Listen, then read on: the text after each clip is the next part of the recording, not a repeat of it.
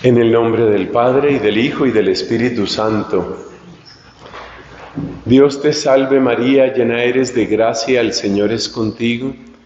Bendita tú eres entre todas las mujeres, y bendito es el fruto de tu vientre, Jesús. Santa María, Madre de Dios, ruega por nosotros pecadores, ahora y en la hora de nuestra muerte. Amén. En el nombre del Padre, y del Hijo, y del Espíritu Santo. Amén. Hoy vamos a hablar sobre el descanso.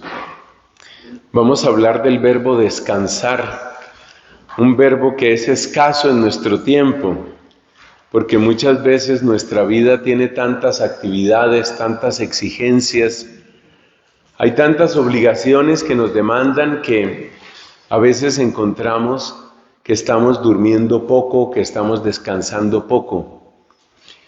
Pero haciendo la preparación para este tema, me encontré con que el descanso es un tema bien bello, bien fascinante y profundamente bíblico.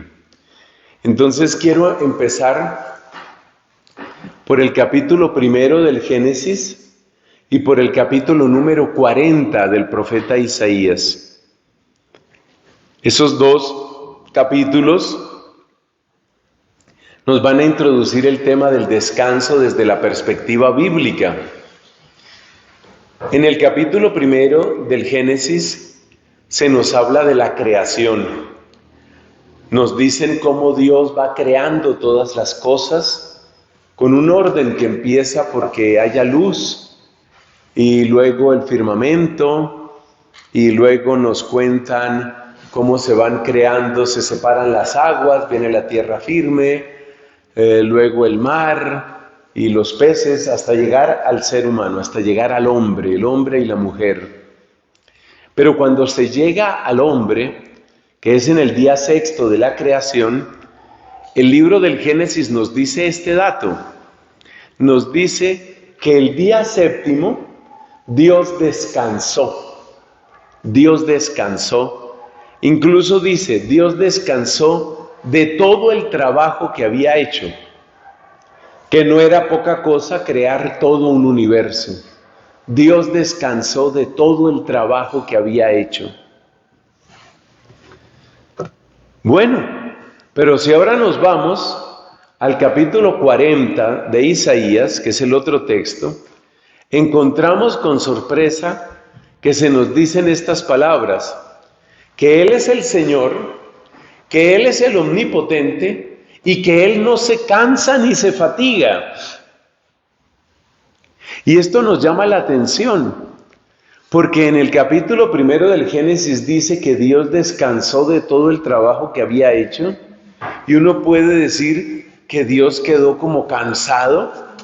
Eso es como el sentido más obvio de Génesis 1, pero luego uno se encuentra en Isaías 40 que Dios no se cansa ni se fatiga. Y luego encontramos textos que van en una dirección o en otra. Así, por ejemplo, la importancia que tiene el descanso del sábado. El sábado tiene una gran importancia para los judíos. Y en el mismo profeta Isaías se habla de la importancia del sábado, hasta el punto que dice, aquellos eunucos que por consiguiente se sentían frustrados porque no podían tener una familia propia, el eunuco que no se exaspere, que no se frustre, que no se deprima, si es fiel a mí, y dice si guarda los sábados. O sea que el descanso también tiene una gran importancia ahí. Pero por otro lado tenemos otros textos, como por ejemplo este que dice Jesucristo en el Evangelio según San Juan. Dice nuestro Señor Jesucristo, mi Padre sigue trabajando y yo también trabajo. Y de hecho, una gran cantidad, un número considerable de milagros que hizo Cristo, los hizo el día sábado. Tanto que eso lo utilizaron sus adversarios para atacarlo. Y le decían, Usted no está obedeciendo el sábado. La respuesta de Cristo una vez que le pusieron esa objeción fue esta: ¿quién de ustedes, si tiene un asno y se le cae en un hueco, en un pozo, lo que sea, no lo saca porque es sábado? Entonces, Cristo nos presenta una actividad también el sábado, y de hecho varios de sus milagros, repito, algunos de ellos realmente impresionantes, sucedieron en sábado. Así, por ejemplo, un hombre que tenía una mano seca, y el jefe de la sinagoga advirtió y les dijo: 6 días tienen para que vengan y los curen, pero el sábado es día de descanso. Y ahí es cuando Cristo dice: un momentico, ¿cómo no vamos a curar en día sábado? Entonces queda como una ambigüedad, que es la que vamos a tratar de resolver ahora. Que por una parte, el sábado es el día del descanso, y en Génesis 1 nos dicen que Dios descansó de todo el trabajo que había hecho, pero por otra parte, tenemos en Isaías 40 y en otros textos, tenemos un mensaje de un Dios que no se cansa, de un Dios que todo lo sostiene con su mano poderosa, de un Dios que es Padre y del cual dice Jesucristo: mi Padre sigue trabajando y yo también trabajo, aunque sea sábado. Bueno, ¿cómo resolver este tema? ¿Cómo podemos aclarar este pequeño misterio? El misterio del descanso. Si es que descansaba o no descansaba, o cómo es. La única manera de resolverlo es dándonos cuenta que el descanso en la Biblia no corresponde, atención, no corresponde a una especie de inactividad. El descanso no es lo mismo que la inactividad. De hecho, nos dice la palabra de Dios que Dios mismo sostiene el universo con su palabra poderosa. Esa frase debería bastar para hacernos ver que Dios se mantiene activo también.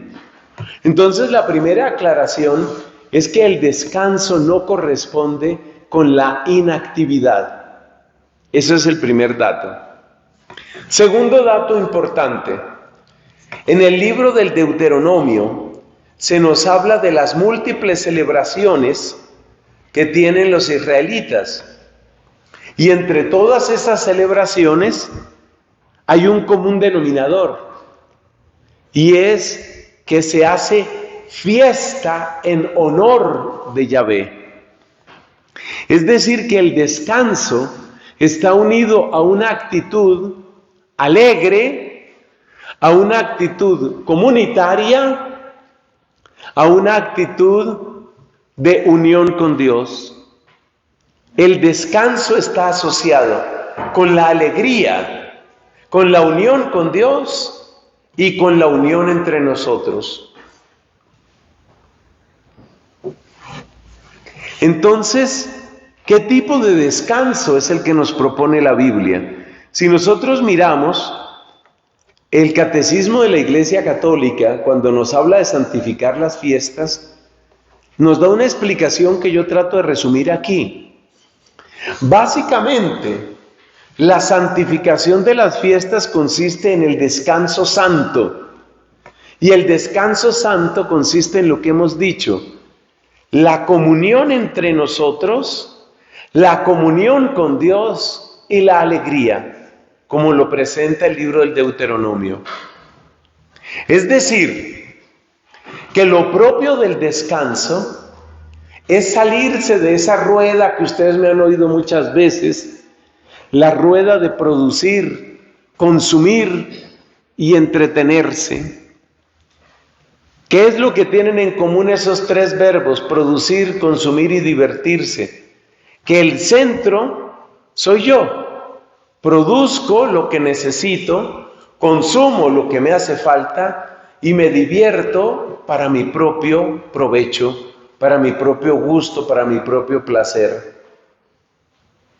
Entonces, el descanso, y esta tal vez es la frase más importante, el gran descanso de lo que uno tiene que descansar es descansar del ego, descansar del yo, descansar de esa tendencia que tenemos continuamente de ponernos en el centro y de preocuparnos solamente por lo nuestro.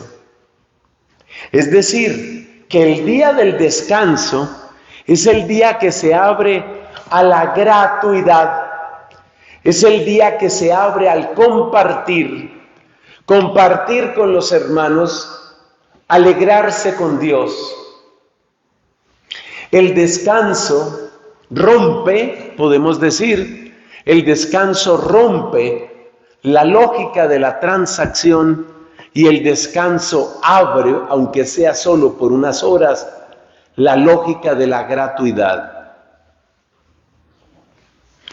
La lógica de la transacción, ¿cuál es? Tengo que trabajar porque si no, no como. La lógica de la transacción, ¿cuál es? Tengo que comprar porque si no, no tengo. Y la lógica de la transacción, ¿cuál es? Tengo que divertirme porque no puedo ser una máquina.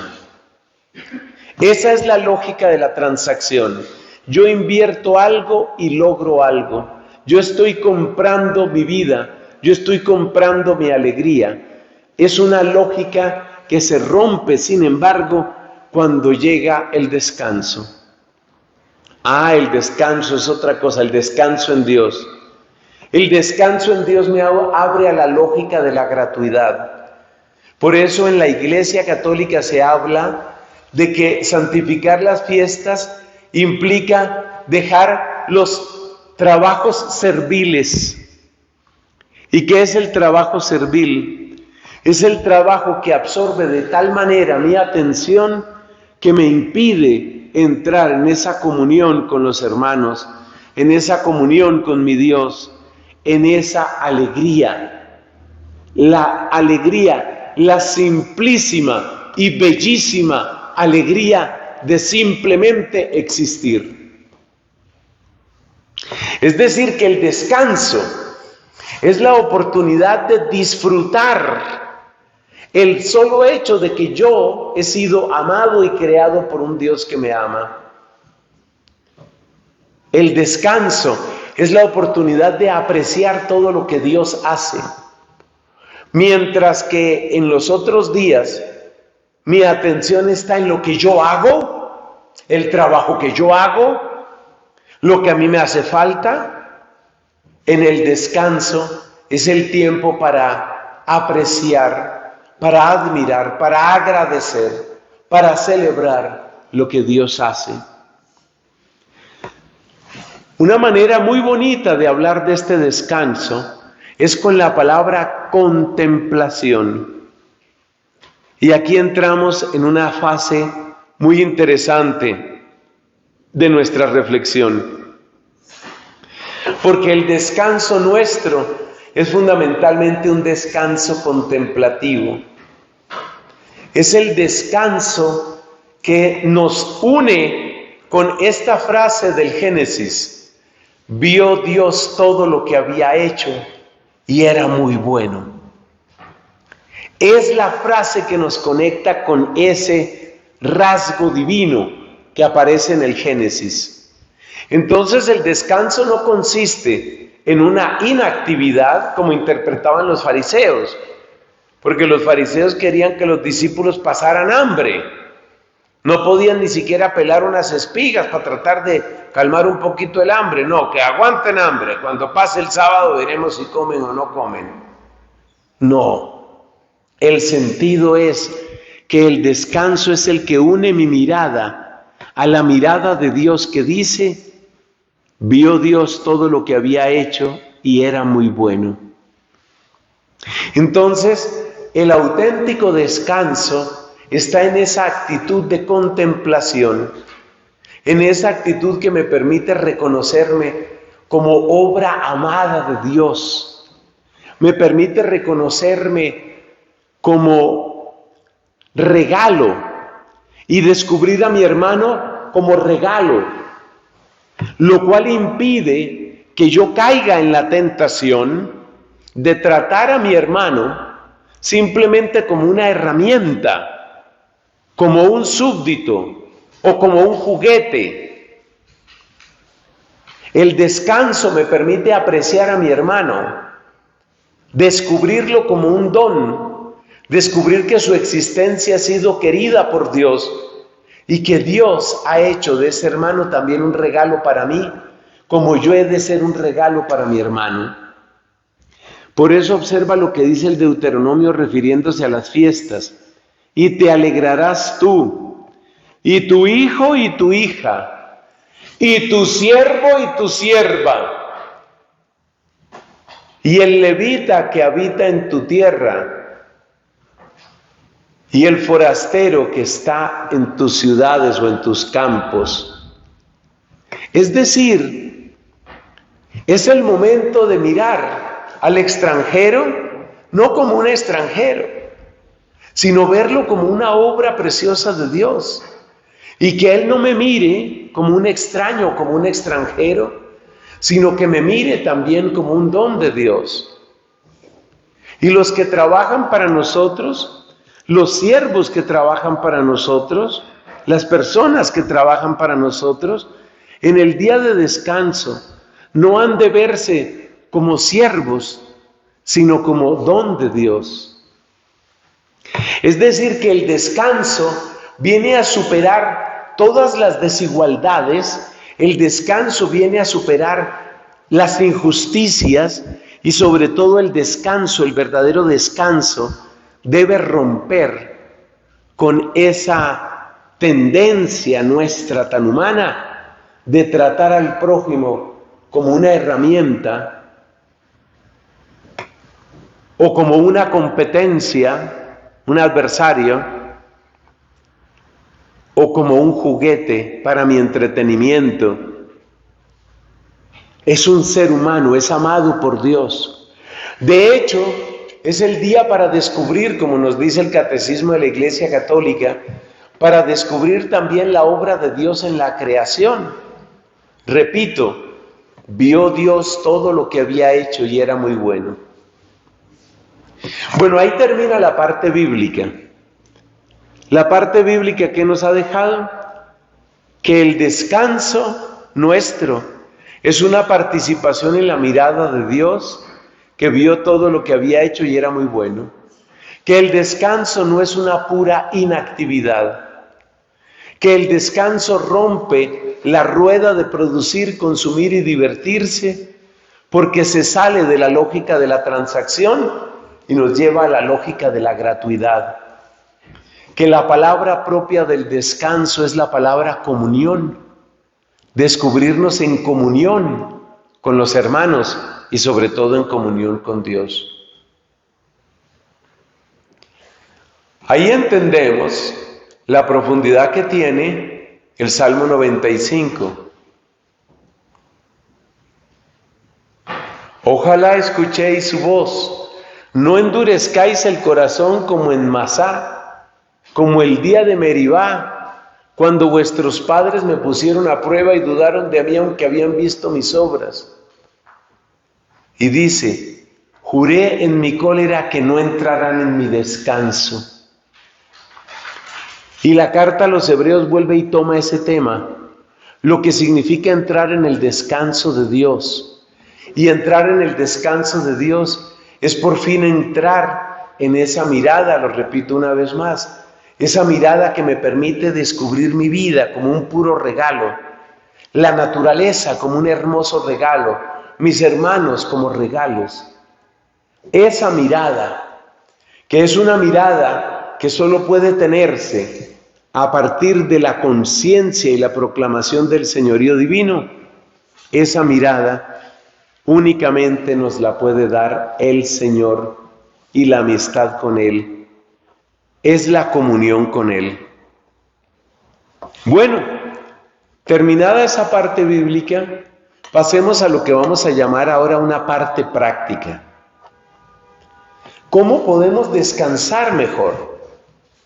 ¿Qué podemos hacer nosotros, hombres y mujeres del siglo XXI?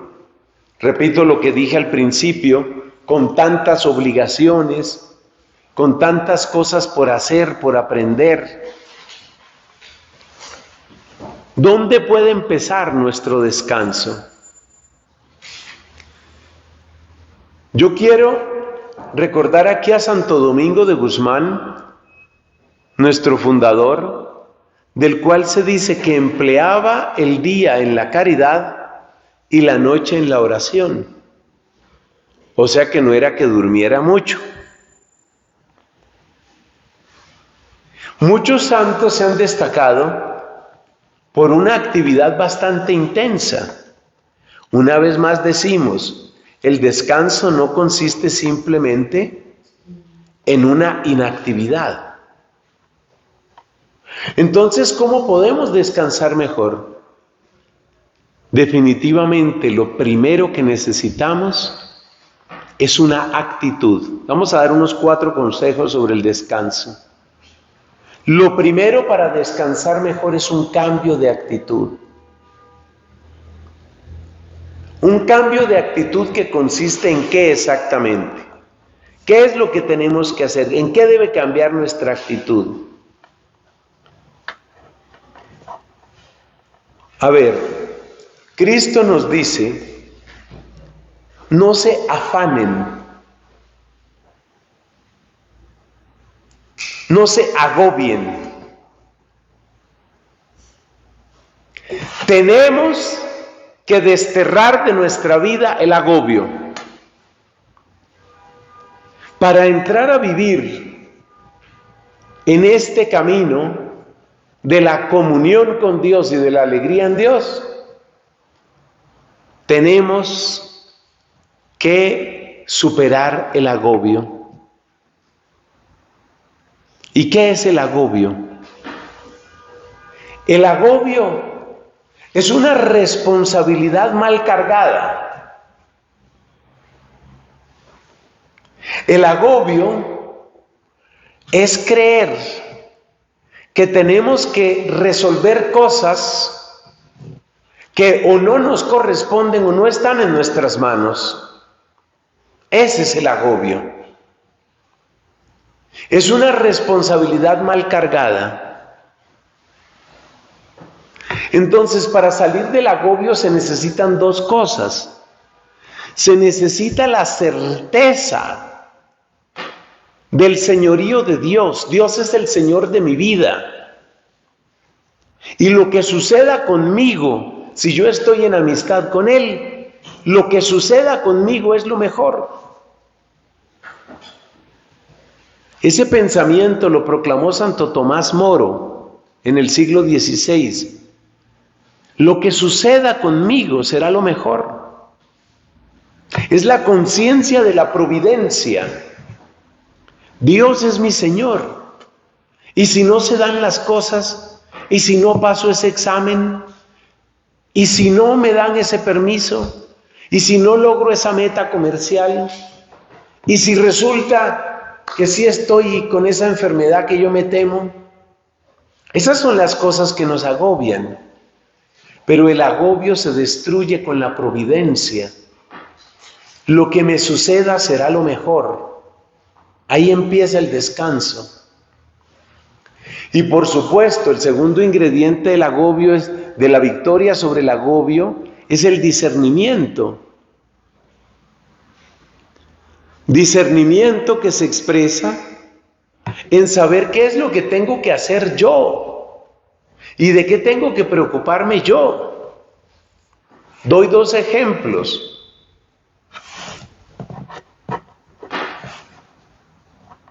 Una persona de mi trabajo o de mi comunidad o de mi vecindario me mira con desprecio por cualquier razón.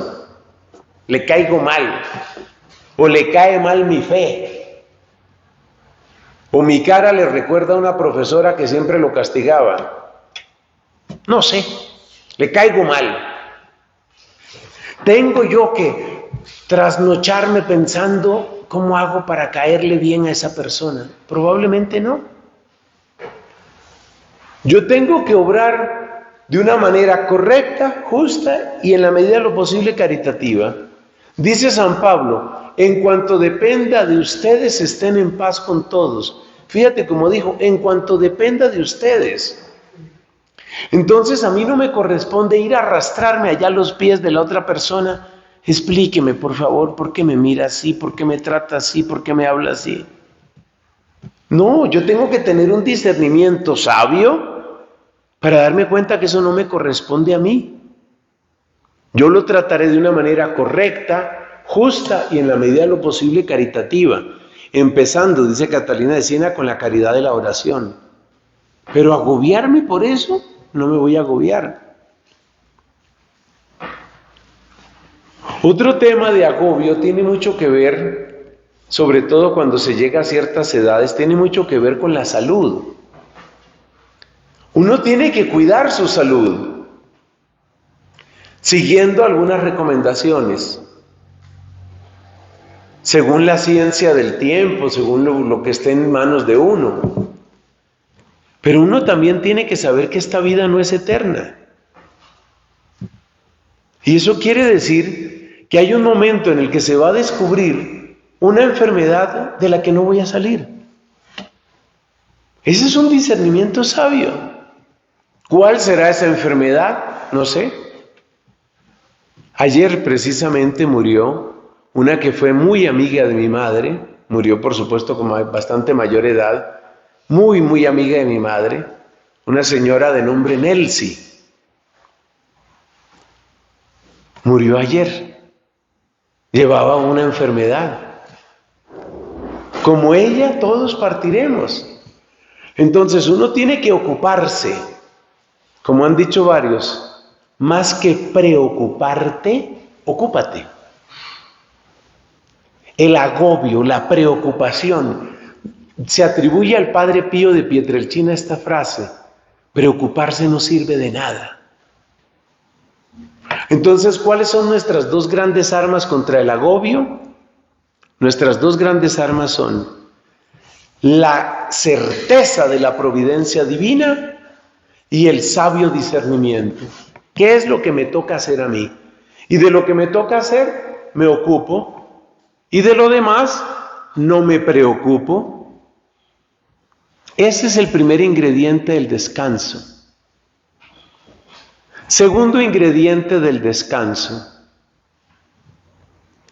Es importante lo que tantas veces nos ha enseñado Santa Catalina de Siena, el conocimiento de uno mismo.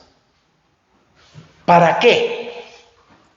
Para no caer en una sobrecarga intelectual o espiritual o física que me va a hacer daño, pero tampoco caer en un descuido o en una flojera o en una pereza.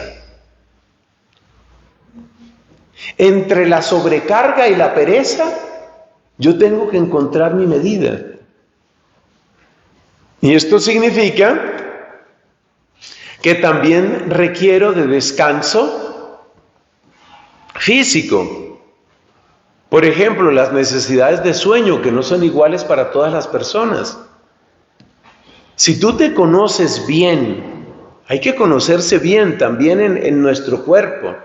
Si tú te conoces bien y sabes que no puedes funcionar durmiendo menos de tantas horas, organiza tu vida para que esas sean las horas.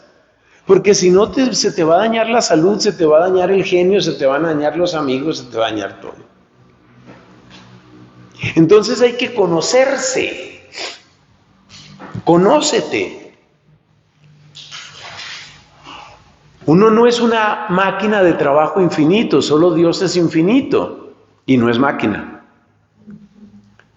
Yo no soy una máquina de trabajo infinito, entonces esto significa, y aquí viene el tercer elemento, el segundo es conocerse. A ver, vamos en orden. El primero es vencer el agobio, el segundo es conocerse para tener horarios realistas y compromisos realistas. Y el tercero es, aprende a decir no. Aprende a decir no. Y Cristo dijo que no. Mucha gente se extrañará con la respuesta que voy a dar. Cristo dijo que no. ¿Ahí dónde? Claro que sí.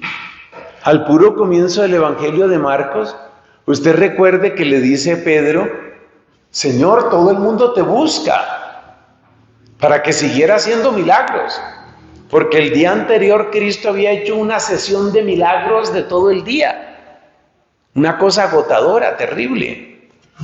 Y le dice Pedro, todo el mundo te busca. Y le dice Jesús, no, vámonos a otros pueblos.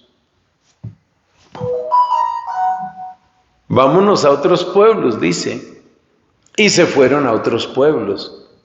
O sea que a esas personas Cristo les dijo que no. Yo no puedo dedicarme solo a ustedes. Ya está. Entonces hay que aprender a decir que no también. Hay que aprender a decir que no. Querían nombrarlo rey. Él dijo, no, eso no es lo mío. Lo que ustedes entienden por rey, ese no es mi trabajo, eso no es lo mío. No.